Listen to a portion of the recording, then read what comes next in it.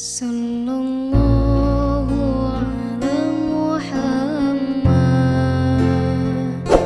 Sallallahu alaihi wasallam wa qama laylahu wa nasallallahu an yuwafiqana bi laylatil azimah Lailatul Qadar, amin ya rabbal alamin. Amma ba'du. Gimana puasa hari kedua? Oke? Kalau Indonesia ini sudah kedua, ini malam ketiga. Kalau di Malaysia, Singapura, Brunei, ini baru malam kedua ya. Kok bisa beda? Jangan khawatir, sebenarnya sunnahnya memulai puasa itu berbeda, tidak mesti sama-sama. Ini perhatiin, ada hadis sahih Sayyidina Abdullah bin Abbas, sahabat Nabi yang gelarnya Hibrul Ummah. Suaranya jelas? Apa pecah-pecah? Ya, jelas ya? Sayyidina Abdullah bin Abbas disebut juga terjemahan Al-Quran yang paling bagus menerjemah Al-Quran. Sahabat yang Nabi doakan, Allahumma faqihu fid din wa alim ta'wil, ya Allah beri anak ini pemahaman Quran dan ta'wil. Beliau di zaman khalifah kelima setelah Sayyidina Ali, ada transisi Sayyidina Hasan, tapi Sayyidina Hasan ini tidak dihitung oleh sejarah, padahal masuk. Baru muncul Muawiyah. Jadi Sayyidina Hasan itu PLT. PLT kalau zaman sekarang ya, PLT itu pejabat sementara ya. PJS beda, PJ ya, PJ ya, bukan PLT ya. Terus muncullah rival politik Sayyidina Ali yang menang secara diplomasi. Karena Sayyidina Ali menghormati hasil dari diplomasi, maka dia tidak memberontak. Sayyidina Hasan dan Hussein dilarang memberontak. Sampai kemudian Sayyidina Muawiyah meninggal, Sayyidina Hussein kemudian tidak menerima kekhalifahan, turun ke anaknya Yazid, karena Yazid ini banyak masalahnya. Di zaman Muawiyah ini orang mana? Dia orang Mekah, tapi kemudian hijrah ke Damaskus karena jadi gubernur di zaman Sayyidina Utsman. Waktu Sayyidina Ali diangkat, dia termasuk tidak percaya dengan Sayyidina Ali karena mereka sudah punya konflik dari kecil ya. Konflik setelah besar dan menganggap Sayyidina Ali terlibat dalam kematian Sayyidina Utsman. Biasa hoax. Akhirnya terjadi perang dan diplomasinya menang Muawiyah, walaupun perangnya menang Ali. Pendek cerita, Sayyidina Abdullah bin Abbas mulai puasa dan Muawiyah, lalu ditegur oleh Quraib. Quraib ini disuruh sama ibunya jalan ke Damaskus. Waktu pulang ke Madinah ditanya, loh, Anda kok mulai puasanya lebih akhir dari Muawiyah atau lebih awal? Kira-kira gitu riwayatnya. Apa jawaban beliau? Hakadha amarna Rasulullah, atau hakadha umirna. Beginilah kami diperintahkan baginda Nabi Muhammad SAW.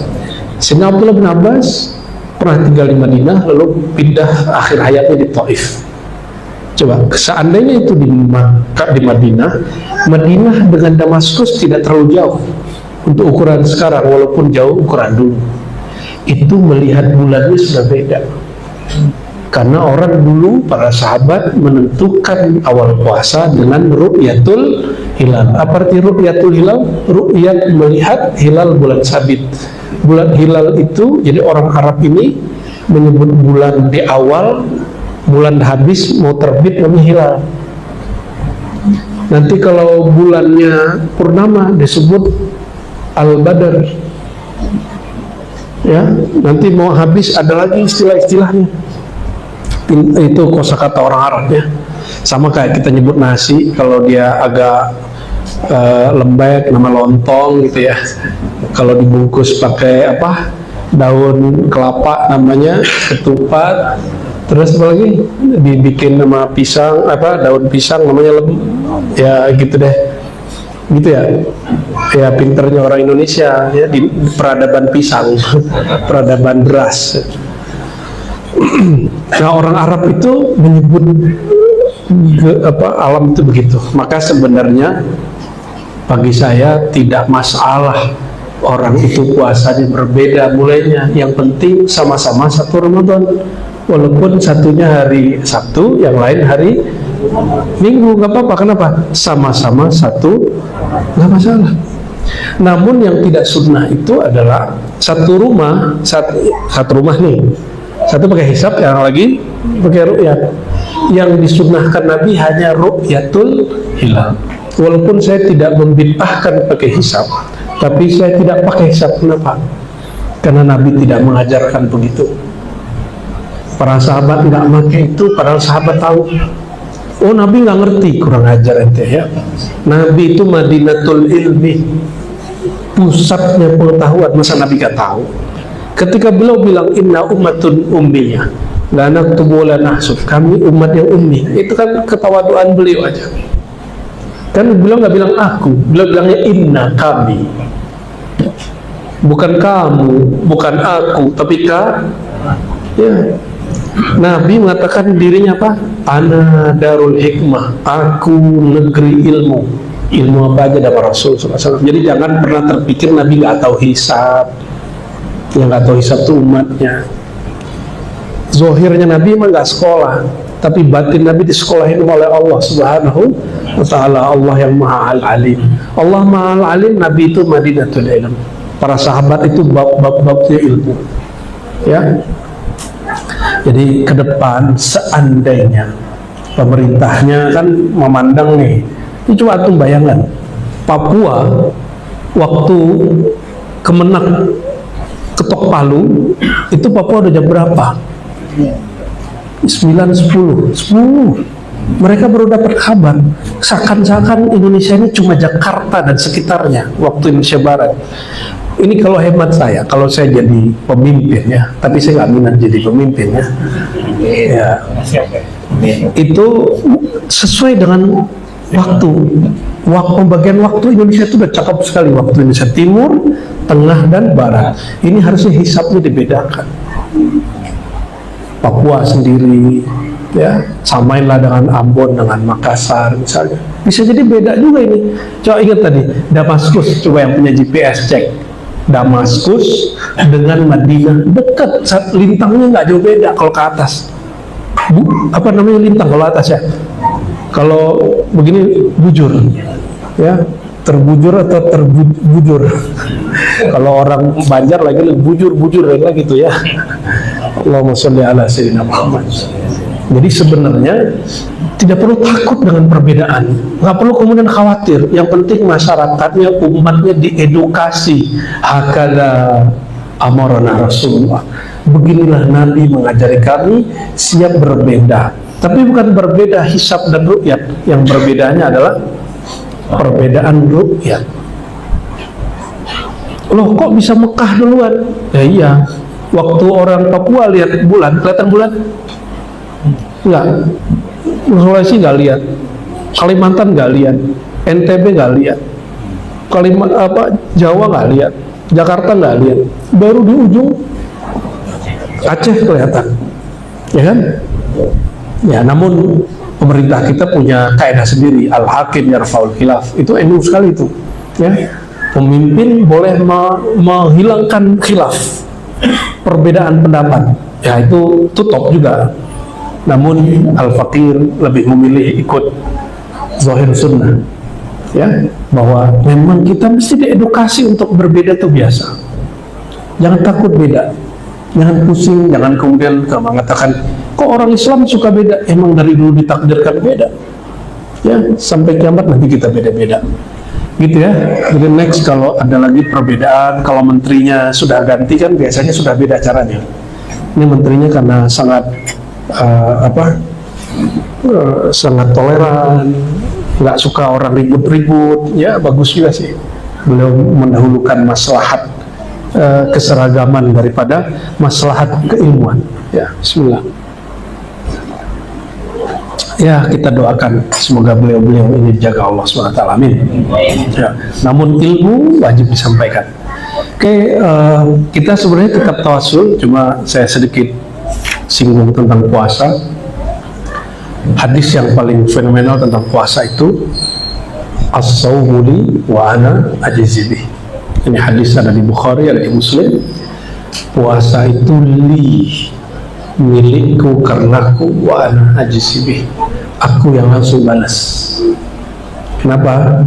Puasa itu amalan batin. Kalau sholat kelihatan orang nggak? Tadi yang puasa itu kalau tadi di rumahnya makan kita kan nggak tahu, betul nggak? Tiba-tiba buka bareng aja kan, oh kayaknya dia puasa nih.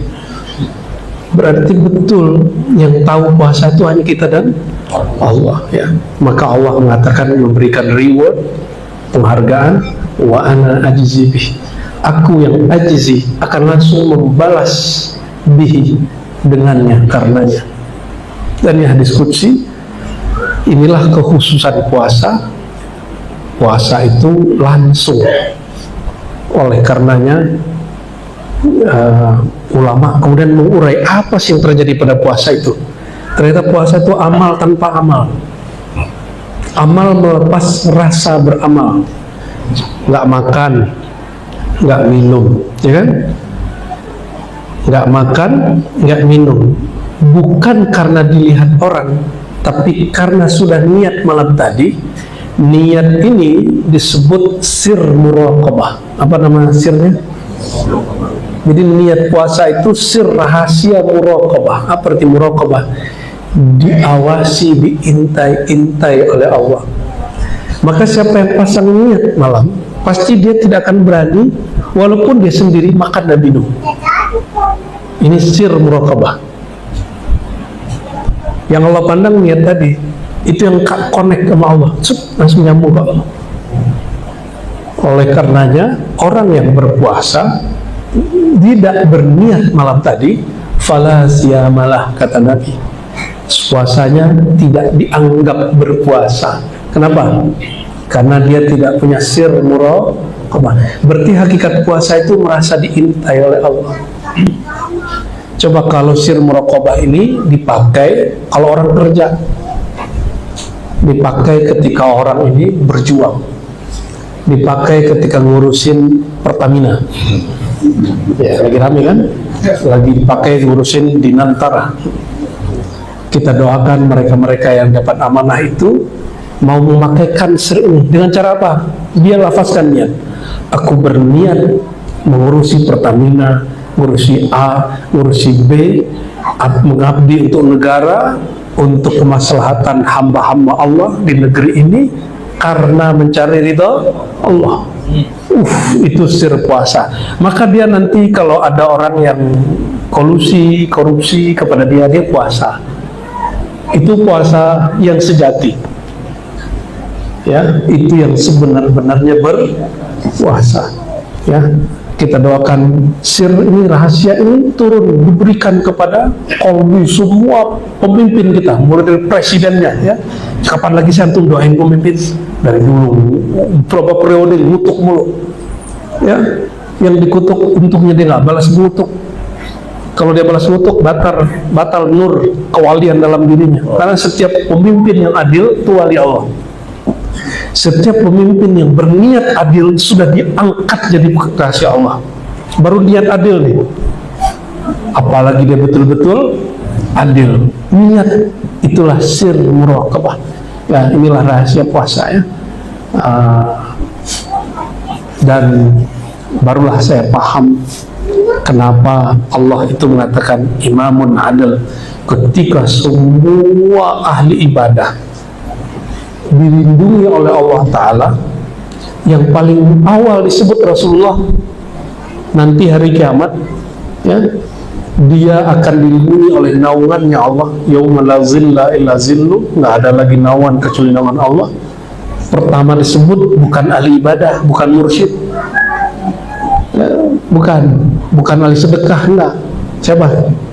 Imamun adil, imam yang ada. Coba bayangkan kalau nggak ada imam yang adil hari ini, yang menyembelih waktunya, mengurangi waktunya, itu kita bisa santai nggak hari ini? Kalau negeri ini nggak aman, nggak diamankan oleh para pemimpin ini, bisa santai-santai nggak?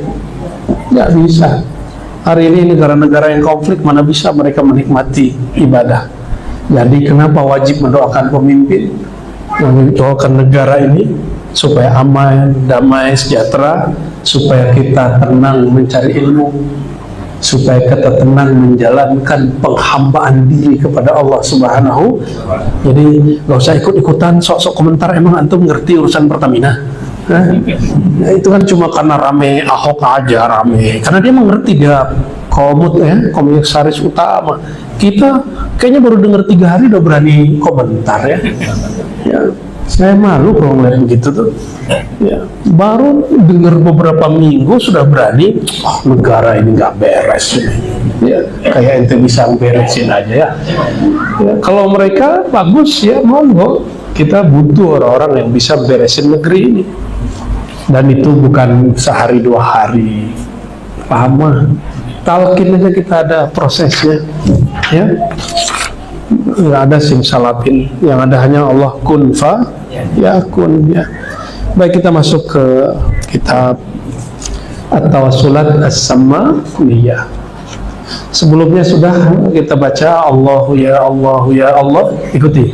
Allahu ya Allah ya Allah ya malja'al qasidi ya ghawtha nad'uka muttarrina bis-sifat, ikuti. Nad'uka muttarrina bis-sifat bimazharil asma bisirriz zat. Sampai di situ kemarin ya? Lupa ya, baru 2 baris. Kita review sedikit sebelum masuk. Ila ruhi Nabi sallallahu alaihi wasallam wa ila ruhi Sayyidi Syekh Muhammad al-Karim Salman al-Qadir al-Hasani Salmani al-Madani wa usulihi wa furrihi wa jami' masyayikhina wa al-Fatihah.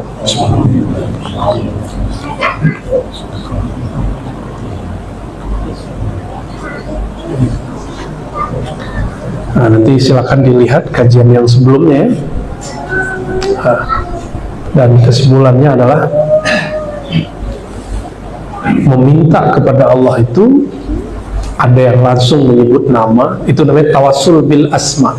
Jadi tawassul itu ada tawassul dengan nama, ada tawassul dengan sifat, ada tawassul dengan sirnya Allah, ma'rifatnya Allah, pemberiannya Allah. Ada tawassul dengan orang yang diberi rahasia oleh Allah, Rasulullah maksudnya, dan para pewarisnya. Ada tawassul dengan amal soleh. Ada tawassul dengan kalamullah ya. Ada macam-macam tawassul. Tadi udah berapa tuh? Banyak loh ya. Namun apa perbedaan ahlu sunnah Asy'ariyah, Maturidiyah, Sufiyah dengan Wahabi? Kalau Wahabi itu tawassul ke orang nggak boleh kecuali orangnya hidup dan ada di hadapan. Kita bilang, Tuan Syekh doain aku, terus dia bilang ya Allah, itu tawassul yang boleh menurut Wahabi. Kalau orangnya meninggal, hatta orang itu Rasulullah SAW, bagi saudara kita Wahabi dianggap tidak bermanfaat, bahkan itu syirik. Disinilah kelirunya Wahabi. Maka mereka mengatakan umat Islam dari masa ke masa, miliaran orang dari masa ke masa itu sudah terjebak pada syirik akbar. Kalau syirik kafir nggak? Ini yang tidak disadari oleh mereka. Padahal ini hanya perbedaan metode berdoa, bukan bagian akidah. Ini perhatiin, tawassul bukan bab akidah. Kalau akidah itu salah benar, beda langsung sesat. Kalau bab cara berdoa boleh beda nggak? Boleh beda, nggak ada masalah, ya, nggak ada masalah. Ya, itu kali ya. Baik, saya mau tanya,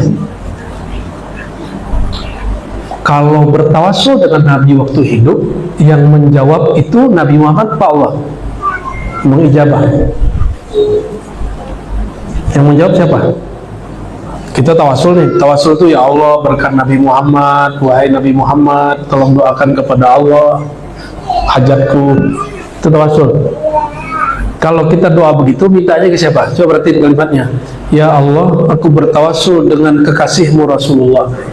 Wahai Rasulullah, tolong syafaati kami mengenai hajat kami. Itu mintanya ke siapa? Allah. Berarti tawassul mau seabrek-abrek tetap mintanya kepada Allah. Walaupun kita manggil ya Syekh Abdul Qadir Jilani, tolong syafaatkan kami, mintanya ke siapa? Tetap ke Allah. Ini maka kita kasih tahu ke kawan-kawan kita, saudara kita yang Salafi Wahabi, jangan salah faham, jangan suuzon. Tawassul kita bukan tawassul syirik. Kita tetap minta hanya kepada Allah. Ya, kesini aja Pak, nggak apa-apa ya.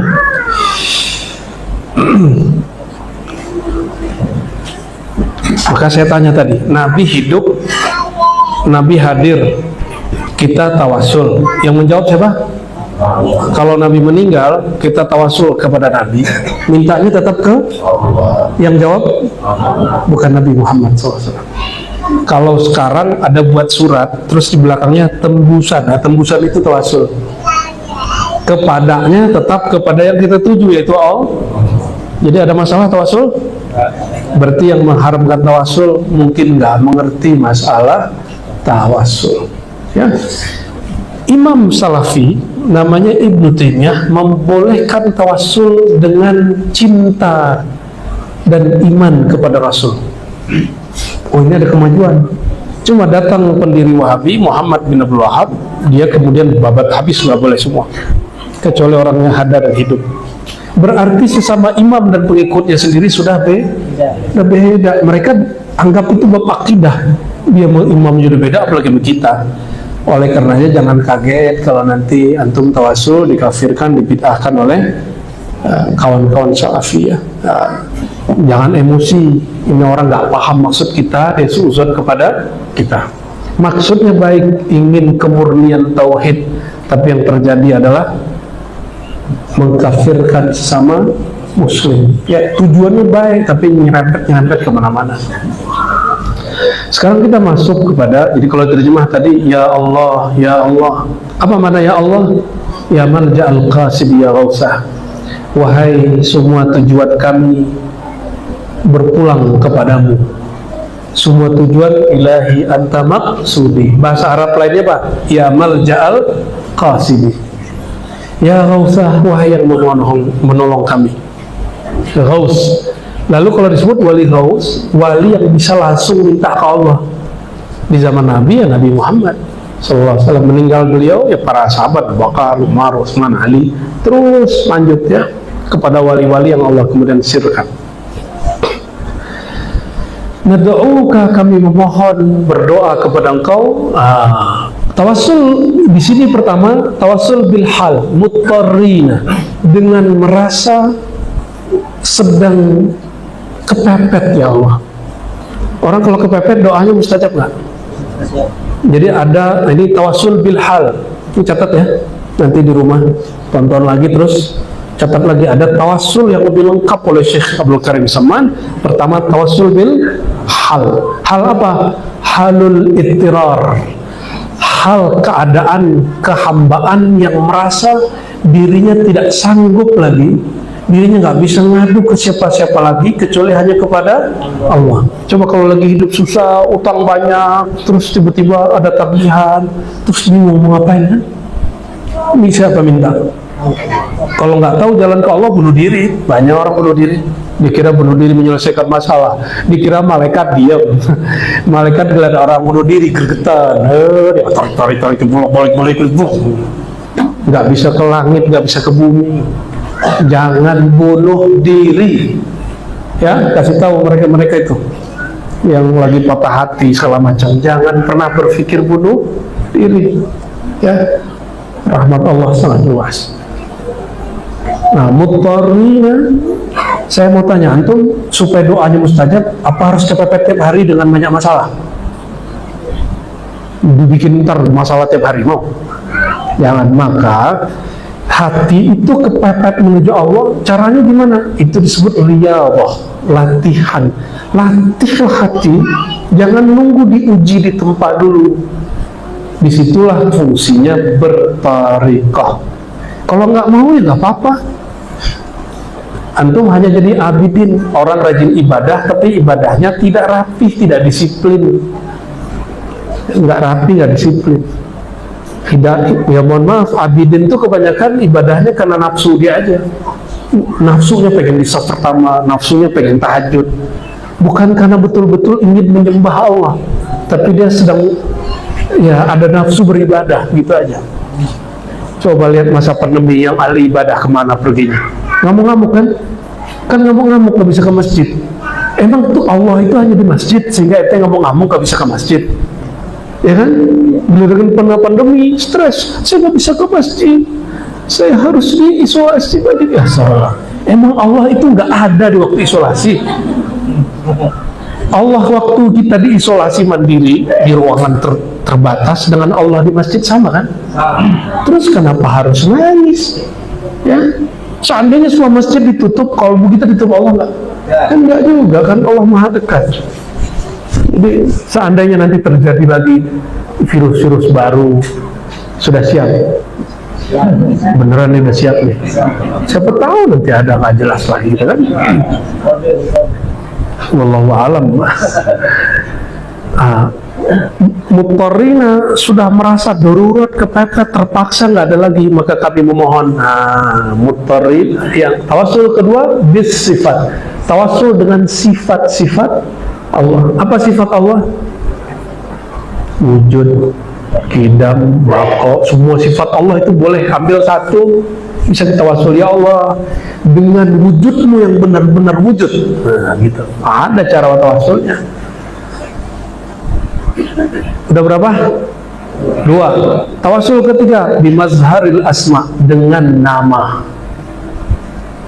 Tapi mazharil asma, mazhar asma, tempat Allah mengejawantahkan namanya. Nah ini bahasa Indonesia dari Jawa nih, ngejawantah, tapi bukan Jawa meriki ngapak, bukan, itu Jawa halus kali ya, mungkin Jawa kromo apa gitu, pengejawantahan. Kalau bahasa Arabnya zuhur dan tajalli Allah. Allah menyatakan dirinya melalui nur Sayyidina Muhammad SAW. Maka mazharil asma, tawassul dengan orang hamba yang paling banyak menyimpan rahasia nama dan sifat Allah. Siapa itu? Sayyidina Muhammad SAW. Maka mazharil asma itu nama lain dari Nabi Muhammad SAW. Boleh juga tawassul dengan Nabi Muhammad. Bisirriz zat, dengan sirnya zat. Kalau tadi sifat, mazhar nama, sifat dan nama ini ternyata digabung, tapi mazharil asma tawassul dengan di mana Allah menyimpan rahasia namanya. Dan yang ketiga tawassul dengan sirnya zat. Belum dengan zat, baru sirnya zat. Udah berapa tawassul?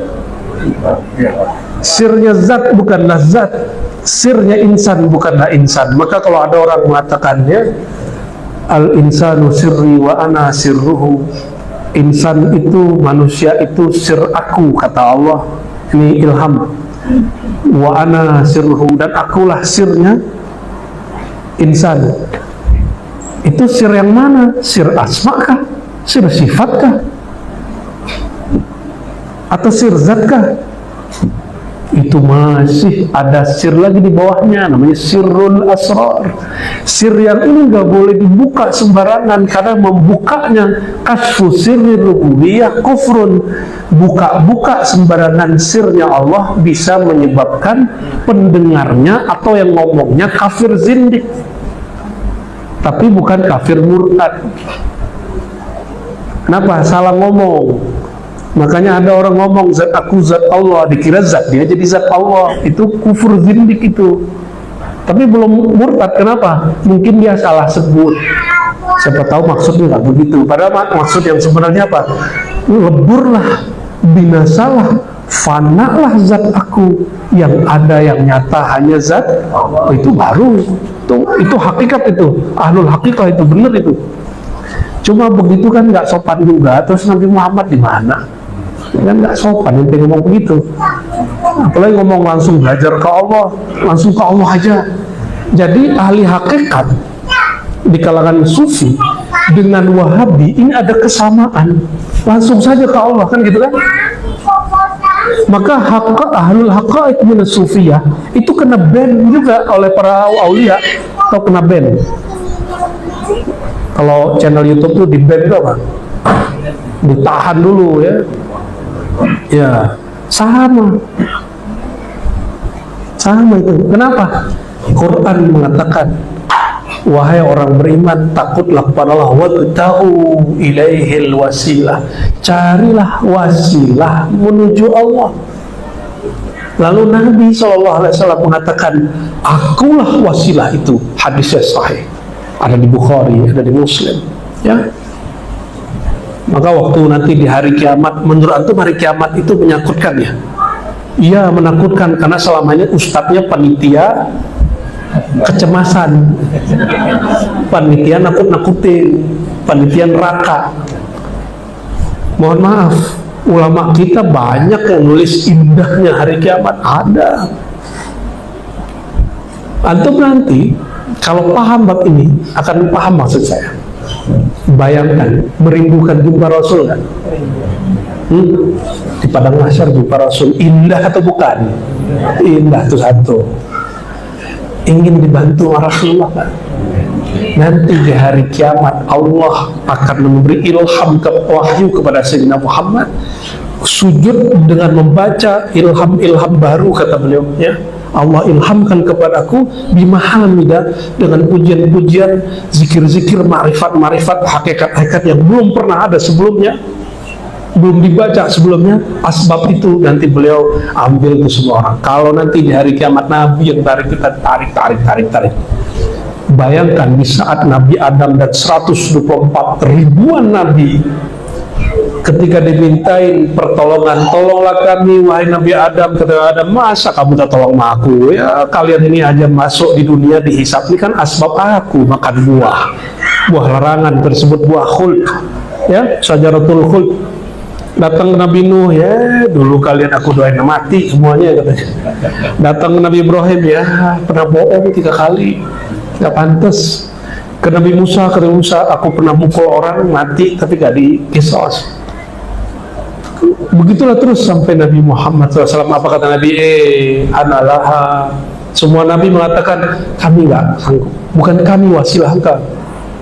Apa yang kata Nabi Muhammad? Nabi Muhammad berdiri di mahliga yang tinggi dan berteriak, analaha, wasilah yang kalian cari itu ada di aku. Orang yang sudah kenal Nabi Muhammad SAW, dia nggak nyari Nabi Adam, dia langsung nyari Nabi Muhammad SAW. Indah nggak nanti ngeliat Nabi Muhammad? Indah nggak? Antum ketemu ustadz, ketemu guru aja udah seneng, itu bukan main. Selfie, salaman, indah ketemu guru itu. Gimana kalau nanti ketemu sang kekasih Allah Subhanahu wa ta'ala, mazharil asma, yang sir zat ada pada beliau, sir syafaat wasilah ada di beliau. Betul menakutkan itu hari bagi orang yang tidak kenal Nabi Muhammad SAW.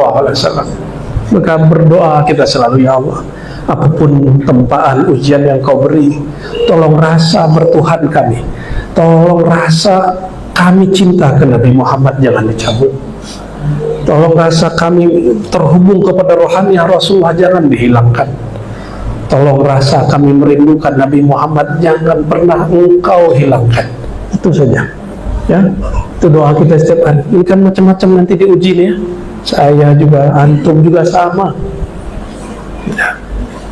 Apapun kejadian kita, hubungan kita sama Allah itu yang paling serius. Dunia itu lahun walaibun, laibun walahun, itu aja diputar. Sendagurau main-main, tarik mundur, maju mundur, tarik lepas, begitu di dunia ini urusan Allah. Maka kalau urusan dunia jangan terlalu kemudian larut. Apapun urusannya, urusan kerjaan, rumah tangga, anak, tetanggaan, itu biasa aja. Ketempaan itu akan ada terus. kita yang serius hanya kepada Allah Subhanahu wa Ta'ala. Jadi kepada Allah bersungguh-sungguh. Kalau urusan dunia profesional, beda kan ya? Urusan dunia apa? Profesional. Tapi urusan ke Allah sungguh-sungguh. Serius kita kalau sama Allah. Allahumma sholli ala sayyidina Muhammad.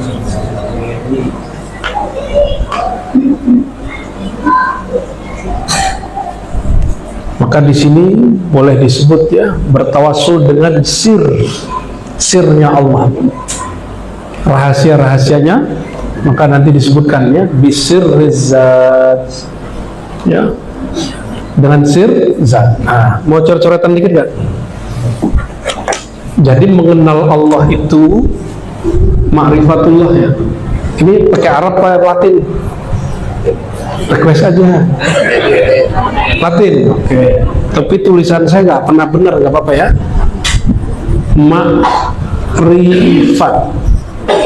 Ma'rifatullah atau ma'rifat Allah, bacanya ma'rifatullah ya. Bahasa Arabnya ini bismillahirrahmanirrahim, ma'rifatullah. Ma'rifat kepada Allah itu ada 3. Satu ma'rifat, bahasa Arab lagi. Ma'rifatul zat.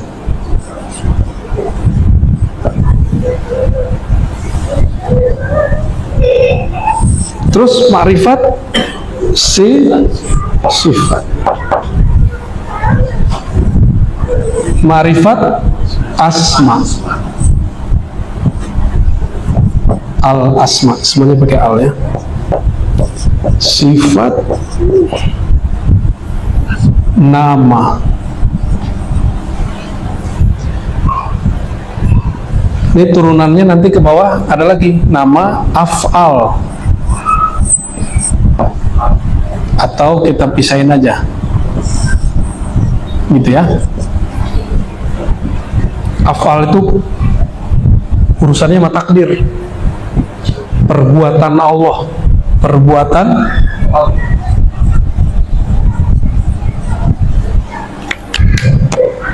ini ada rahasia nggak? Zat Allah rahasia nggak? Maka Syekh Saman menyebutnya sirruz zat, rahasia zat. Terus sifat, apa kata beliau? Bis sifat, dengan sifat. Nah, sifat itu mulai dari, sifat itu banyak sekali, tidak terbatas.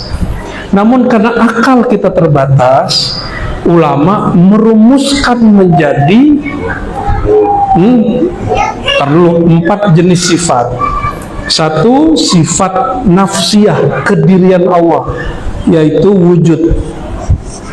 Wujud. Apa arti wujud? Ada. Allah itu ada nggak? Itu sifat nafsiyahnya Allah. Ya. Sifat apa namanya tadi?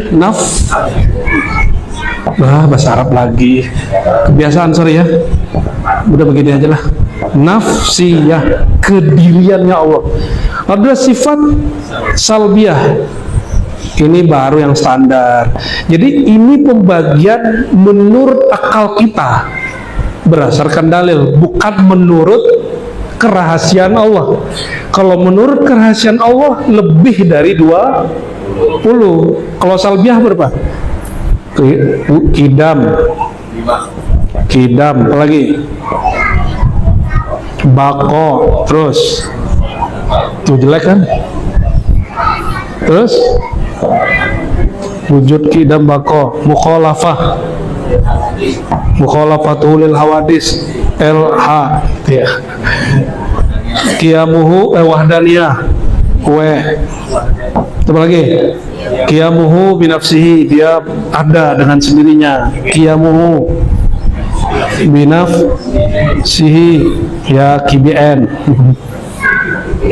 Gitu aja ya. 1, 2, 3, 4, 5. Ini 5. Ini 1. Terus ma'ani. Ma'ani dari kata makna. dia tidak zahir dalam bentuk misalnya ini tangan. Nah, sifat yang ada pada tangan itu namanya kudrat, kekuasaan. Saya angkat, saya berkuasa mengangkat. Nah, ini namanya apa? Kudrat. Berarti ada 7. Apa aja 7? Kudrat. Nah, saya mau angkat. Tadi mau datang ke sini ya. Terus sampai di sini. Maka kemauannya diwujudkan dengan kemampuan. Kudrat itu kemampuan, kemauan itu ira. Allah ingin mencipta sesuatu disebut dengan iradat. Terus apa lagi? Kudrat, iradat. Ilmu. Kalau antum ini belajar dulu baru tahu, kejadian dulu baru ngerti. Kalau Allah sebelum semua itu ada, Allah sudah tahu di dalam dirinya. Terus hayat. Apa arti hayat? Hidup. Ini pada hidup nggak? Pernah nggak bikin kehidupan sendiri? Berarti hidup kita siapa yang ngasih? Jadi hidup kita ngutang ke Allah tuh. Hah? Ilmu kita siapa yang ngasih? Keinginan kita siapa yang gerakkan? Kudrat kita siapa yang kasih? Beneran nih ya. Nanti ujungnya nanti ridho. Kalau enggak, orang nggak ridho di sini. Terus apa lagi? Hayat. Sama. Apa arti sama? Mendengar. Allah mendengar, nggak perlu kuping, nggak perlu udara, nggak perlu gelombang. Ya, sebelum semua ini ada, Allah udah dengar. Sama apa lagi, basor. Allah bukan bermata, tapi berpandangan, memandang. Terus kalam. Berapa buah? 7, 1, 5. Berapa? 13. Nanti 7 ini disebut qadir, yang halnya maha berkuasa. Iradat, murid. Ilmu, orang yang berilmu namanya alim. Ditambah 7 jadi berapa? Disebut ma'anawiyah. Itu yang disebut 20. 20 ini bukan pembatasan sifat Allah. Ini hanya pembatasan akliyah. Kalau Allahnya bisa dibatasi oleh akal, sudah oke. Jadi kalau ada orang ustadz sebelah bilang, apa tuh? Asy'ariyah tuh, dia yakin cuma Allah, sifat Allah 20. Berarti dia nggak pernah ngaji sifat 20. Dia cuma baca dalam kitab, nggak pernah talaki. Itu sebabnya ilmu mesti bertalaki. Apa arti talaki? Ngambil langsung kepada ahlinya, bukan kepada musuhnya. Ini kalau diurai ya, wujud apa? Seru. Kidam wako. Ini diurai-urai, itu dahsyat sekali. Nantilah ada masa di luar Ramadan kita urai ini sifat Allah ini. Sudah nih, sudah. Nah, tolong dihapus. Sudah masuk? Allah wujud kidam maka mukhalafatuhu lil hawadis qiyamuhu bi nafsihi wahdaniyah qudrat irada ilmun hayat sama basar kalam ya. Sudah. Nah, bagian sifatnya nih, itu jangan Pak Sulaiman. Itu rajin bener. Ini aja yang di bawah nih. Yang aneh tulis wah itu boleh. Itu perajinan. Ya. Ada backup nggak? Backup. Teman satu. Taraweh itu sunnahnya sebenarnya agak malam. Karena bagian dari qiyamul lail. Karena malam itu ada awal malam, berkahnya beda, tengah malam, berkahnya beda, akhir malam, puncak keberkahan. Disebut tanazulat ilahiyah. Maka kalau saya jarang tarawih di awal, biasanya tengah atau akhir. Nah, di sini lagi coba dipraktekin, siapa tahu nanti tahun depan udah bisa bikin suluk di sini. Cuma suluknya di luar bulan puasa. Mungkin setelah Ramadan nanti bisa disetting. Suluknya di luar bulan puasa. Paketnya 3 hari, semalam untuk orang yang sok sibuk. Nanti dibuat paket 3 hari ya. 3 hari itu yang standar ya. Tapi yang lebih standar lagi 7 dan 10.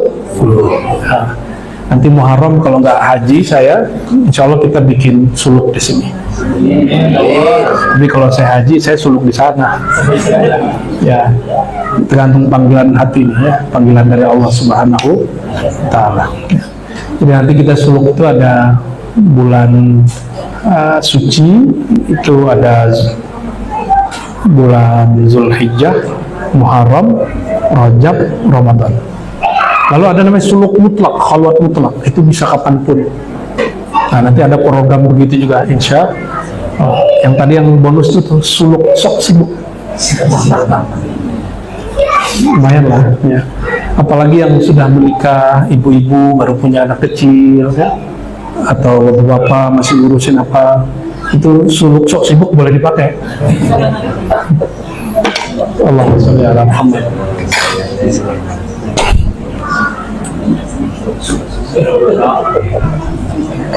Atau suluk rukhsah ya, melek semalaman, nggak megang handphone, nggak bunga siapa-siapa, hanya nyebut nama Allah, bosan nyebut nama Allah, nama Rasul, bosan sholat, itu lagi, capek sholat, zikir lagi, capek zikir, sholat lagi, begitu terus semalaman. Itu baru namanya khalwat. Namanya apa?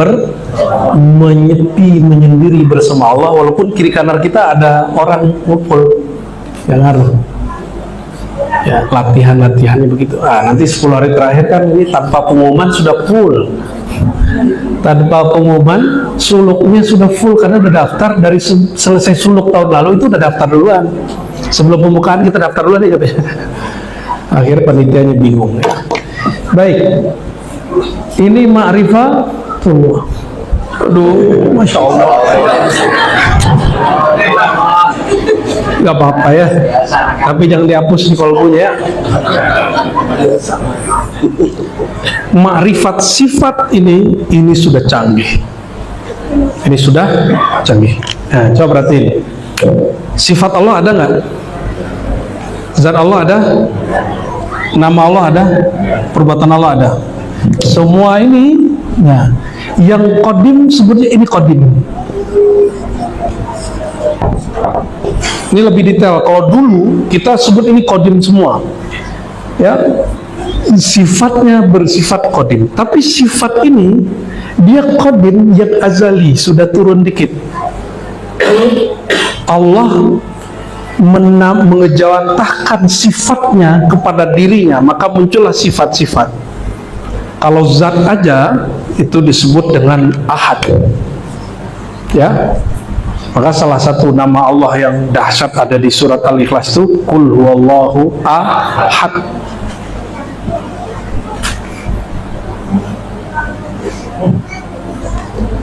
Sifat ini bukan zat.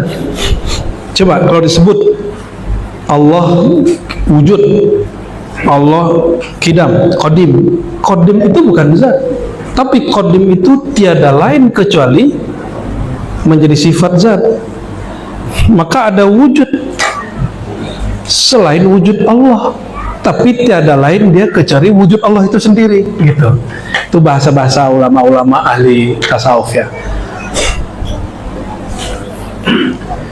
Namun pada tahapan zat qadimiyah, hanya zat dia mutlak, ini yang kita sebut ahad. Gak boleh terbayang sesuatu pun selain dia. Terbayang syirik, terbayang ada syirik. Ini belum, ini masih sifat-sifat standar. Dan kami kasih tahu sifat Allah tidak terbatas, maka ngaji ma'rifatullah itu tidak terbatas. Ngaji ma'rifat sifat itu nggak terbatas. Apalagi ini nama yang kita kenal berapa?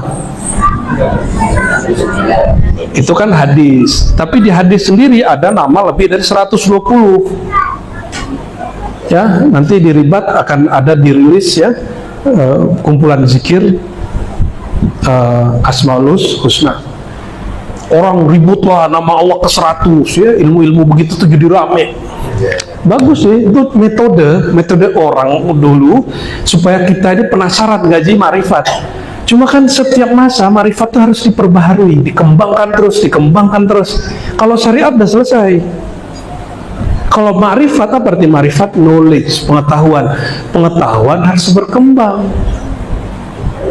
Kalau syariat boleh dikembangin, nggak boleh. Syariat itu turunannya nanti fikih ijtihad. Pengembangannya hanya seperti analog, ya, kias.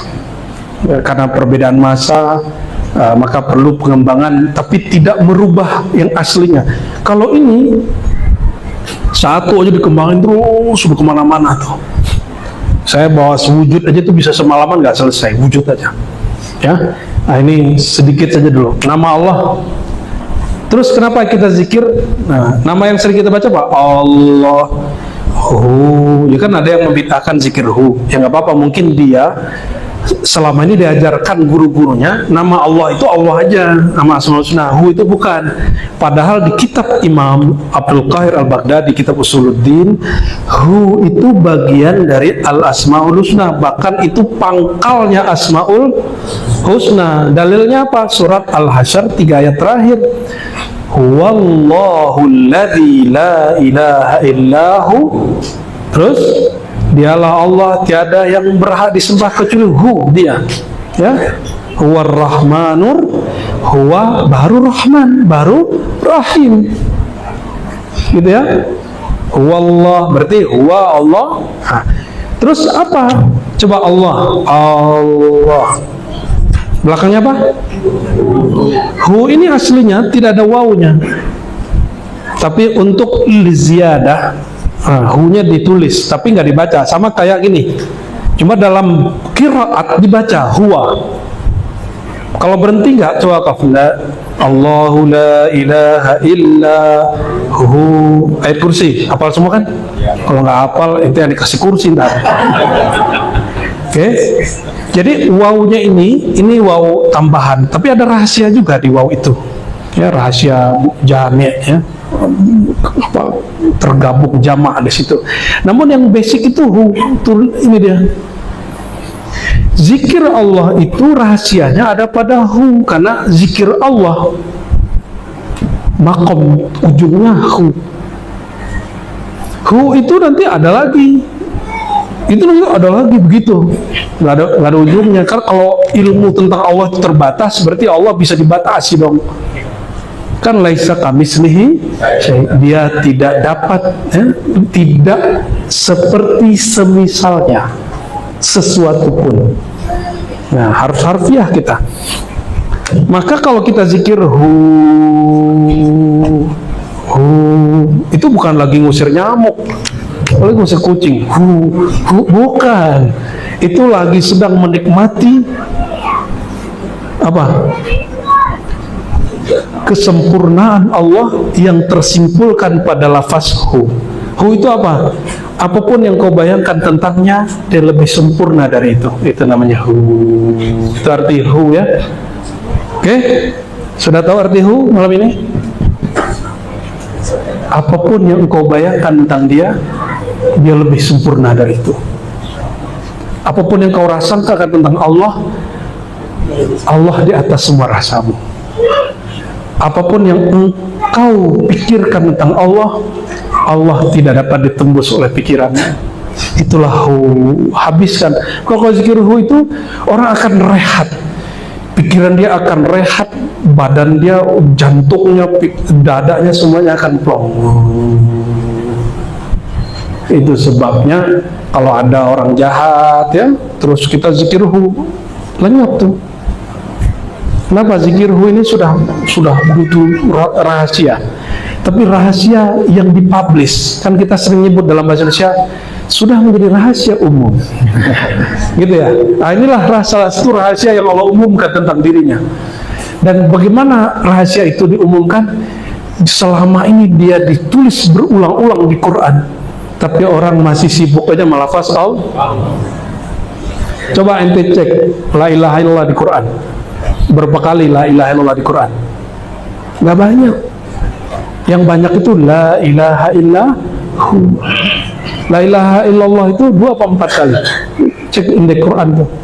Ya, seingat saya 2 atau 4. Selebihnya la ilaha illahu, ya, depannya biasanya ada Allah dulu. Hu ini kan Allah juga, dia juga, namun dalam nama yang berbeda. Namanya lain, tapi zatnya satu. Ya, ini sudah mulai agak cius-cius sedikit nih. Sebodoh-bodohnya manusia itu kalau dikasih ini ruhnya senang, apalagi sepinter-pinternya manusia. Maka ilmu ini boleh dibuka kepada siapapun yang di dalam dirinya ada kehambaan kepada Allah. Jadi nggak usah bilang, oh keberatan, ini berat tapi asing nggak? Padahal ini baru, kalau dipercik ini bagi-bagi gitu. Ini baru segini nih, ya, langsung panjang ini. Nah, jadi jangan ragu lagi kalau zikir hu, kul, kata Allah, kul huwallahu. Tapi untuk metode zikir kita kembalikan ke asalnya, kul hu Allah. Karena nggak semua kita bisa memindahkan zikir dari lisannya ke akalnya, ke otaknya, pindah ke dalam dirinya yang sejati, maka diberilah jalan namanya kaifiat zikir lam terbalik, dari pusat dibawa ke ubun-ubun. Ini nggak rahasia-rahasia, udah ada di kitab semua kok. Dibawa ke bawah kanan, di hujung illallah, ya, hu Allah. Tapi ini wajib mesti pakai mursyid, jangan coba-coba sendiri, ya, nanti ente kabur sendiri terenggelet antum blau. Setan kan masih bisa masuk godain orang begini, masih bisa setan godain orang begini, karena nggak punya mursyid. Kalau punya mursyid kan nanti dijaga oleh Allah. Mursyid itu kan bukan mursyid, mursyid itu bagian dari mazharil asma, objek yang mana Allah menyimpan di situ rahasia-rahasia namanya. Maka beruntunglah orang punya mursyid, karena dia terhubung kepada Rasulullah Sallallahu Alaihi Wasallam. Gimana? Udah dulu? Udah jam 9:30 nih. Ya, lanjut. Waduh, gawat ini ya. Nanti ada ma'rifatul af'al, itu rukun iman yang ke-6. Percaya kepada takdir. Apapun yang Allah mau, kita harus mau. Apapun syariat yang Allah turunkan, mesti kita terima. Sekali aja kita berbeda dengan perbuatan Allah, Allah maunya apa kita nggak mau, siap-siap kita akan bertengkar dengan diri sendiri, bertengkar dengan orang sekitar kita, akan melawan hukum-hukum sunnatullah. Ya, maka semoga semua yang hadir, yang mendengarkan, ya, diberikan bab ridho. Nah, ini biar masuk ke hafal Allah, zikirnya raditu billahi rabba, ya Allah aku ridho, suka-suka Engkau ya Allah. Apapun mau Engkau, aku ridho ya Allah. Ya, innaka la tahdi man ahbabta. Engkau tidak memberi ilmu hidayah orang yang kamu suka, tapi Allah lah yang ngasih.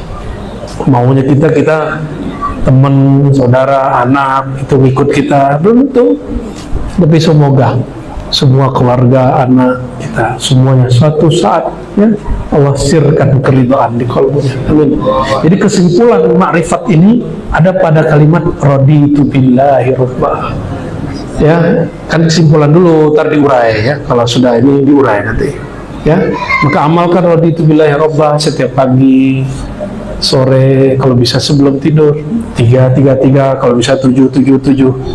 Kalau nggak bisa bahasa Arab, emang nggak bisa bahasa Arab, raditu billahi rabba, anak TK aja bisa.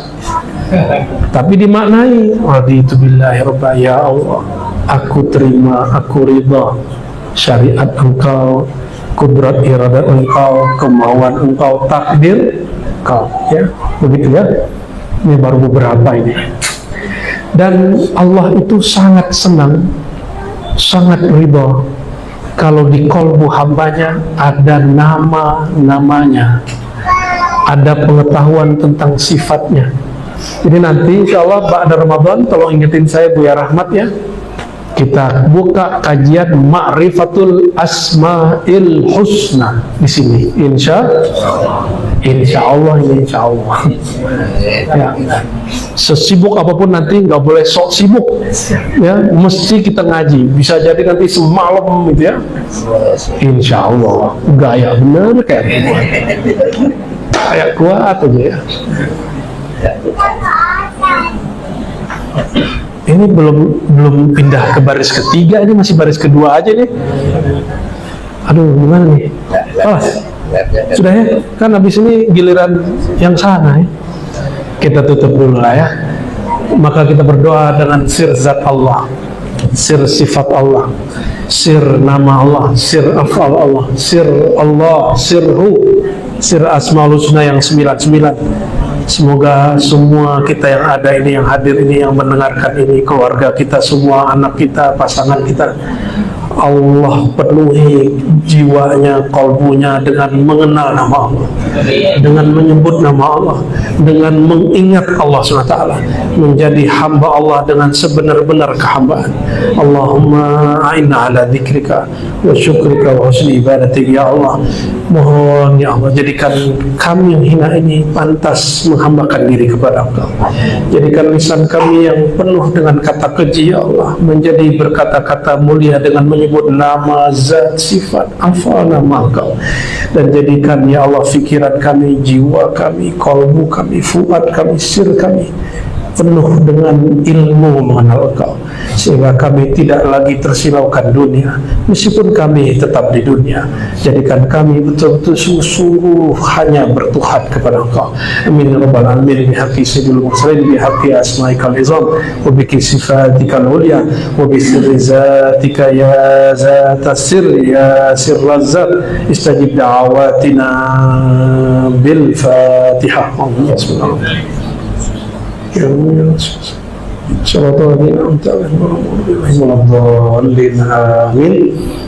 Ini info. Jadi beberapa waktu lalu di Ribat Ciputat kita sudah panggil Buya Rahmat, dilekatkan gelar Buya sekaligus diijazahkan dan boleh memimpin zawiyah atau surau ini dengan otoritas yang lebih penuh dari sebelumnya, ya, lebih otonom dari sebelumnya. Ini nanti boleh daftar talqin ke beliau, walaupun nanti kalau daftar talqin beliau nanti komunikasi juga dengan Buya Aldo ya, ketua Dewan Kemursidan kita, Buya Dr. Aldomi, bidang keilmuannya Buya asli Buya Yuna ya. Jadi nanti kalau ada yang talqin baru daftar ke beliau, nanti disuruh persiapan ya hayu qayyum dulu.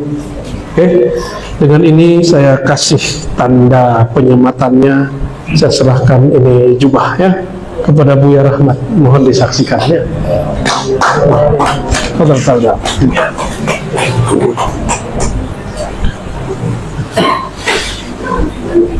Oke, bismillah, Allahumma sholli ala sayyidina Muhammad al-bastuka hadhihi libas kama al-basni masyayikh. Sekaligus ijazah khirqah. Mana dia? Langsung pakai ini ya. Allahumma sholli. Mana kirinya? Oke. Allahumma sholli ala sayyidina Muhammad wa ala sayyidina Muhammad. Oke. Allahumma barik lana. Amin. Wa barik li masyayikhina. Ya, jadi nanti jangan nunggu saya dulu ada baru zikiran, baru talqin, jangan ya. Ilmu ini bukan berhenti pada sosok, ilmu ini berhenti pada izin ijazah dari guru. Jadi siapapun boleh, yang penting sudah diijazahi ya. Dan sanad kita masih nyambung, guru-guru saya masih hidup, rata-rata masih hidup, yang wafat tuh baru 3 mursyid. Di Padang itu masih hidup, di Jakarta masih hidup, di Jawa masih ada, di Madura juga ada, di Kalimantan ya, masih banyak. Tapi yang paling banyak di Payakumbuh Padang ya.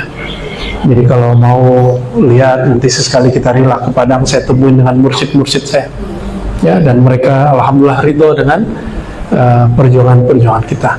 Mohon maaf salah kurangnya, semoga Allah ridhoi majelis ini. Assalamualaikum warahmatullahi wabarakatuh ya.